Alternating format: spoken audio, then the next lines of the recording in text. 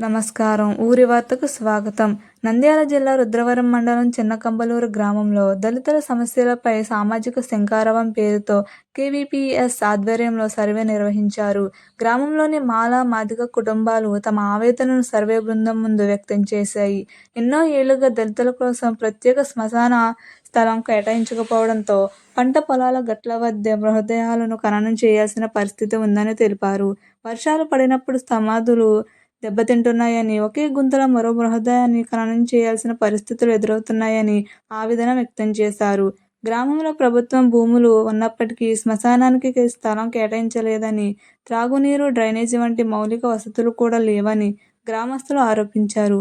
ఈ సందర్భంగా కేవీపీఎస్ నాయకులు మాట్లాడుతూ, దళితుల శ్మశాన స్థలం కోసం ప్రభుత్వాలు వెంటనే చర్యలు తీసుకోవాలని, అవసరమైతే ఉద్యమాన్ని మరింత ఉధృతం చేస్తామని హెచ్చరించారు.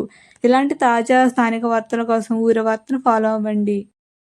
కొన్ని హక్కులు కల్పించాలి వీళ్ళకని చెప్పేసి మనకు రిజర్వేషన్ హక్కులు కావచ్చు, లేకపోతే సమానత్వ హక్కులు కావచ్చు, లేకపోతే వివక్షత ఏదైనా పాటిస్తే దానికి సంబంధించిన కేసుల విషయం కావచ్చు, ఇవన్నీ అంబేద్కర్ గారు ఆ రోజు రాజ్యాంగం రచించినారు. మా స్వాతంత్రం వచ్చింది, ఆ రాజ్యాంగం అమలు అవుతూ ఉంది. రాజ్యాంగం అమలు కాబట్టి 80 సంవత్సరాలు అవుతూ ఉంది. 80 సంవత్సరాలైనా మాకు ఇంతవరకు వివక్షత పోవడంలే. మేము గత 15 సంవత్సరాల కిందట ఒకసారి ఇదే కుల వివక్షత వ్యతిరేక పోరాట సంఘంగా రాష్ట్ర వ్యాప్తంగా తిరిగి మరి దళితులు సమస్యలు ఏంటా ఏం కదా అని చెప్పేసి మొత్తం పరిశీలించి మీరు చెప్పినటువంటి అనేక అంశాలు, అంతకంటే ఎక్కువ అంశాలు కూడా, ముఖ్యంగా దళితులకు సంబంధించినటువంటి భూములు లేవు, ఇళ్ల స్థలాలు లేవు, ఉద్యోగాలు లేవు, ఉపాధి లేదు.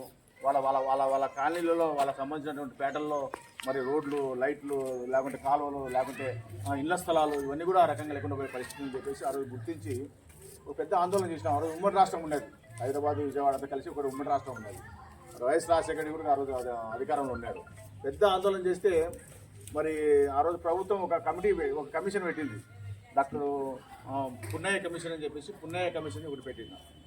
పున్నయ్య ఆయన ఇంతకుముందు high court advocate, high court judge retired అయిన తర్వాత ఆయన కమిషన్ పెడితే, ఆయన కమిషన్ మొత్తం రాష్ట్రంలో ఉన్న చాలా చోట్ల దళితుల సమస్యల కోసం తిరిగి పని చేసి, నిజమే వీళ్ళు కుల వివక్షత వ్యతిరేక సంఘం అని చెప్పిన వాళ్ళు నిజంగా చాలా పెద్ద ఎత్తున లేవు, దళితులు వివక్షత ఈనాడు ఎదుర్కొంటూ ఉన్నారు కాబట్టి పలానా సమస్యలను వీళ్ళకి చేయాలని చెప్పేసి పెద్ద లిస్టు రాసి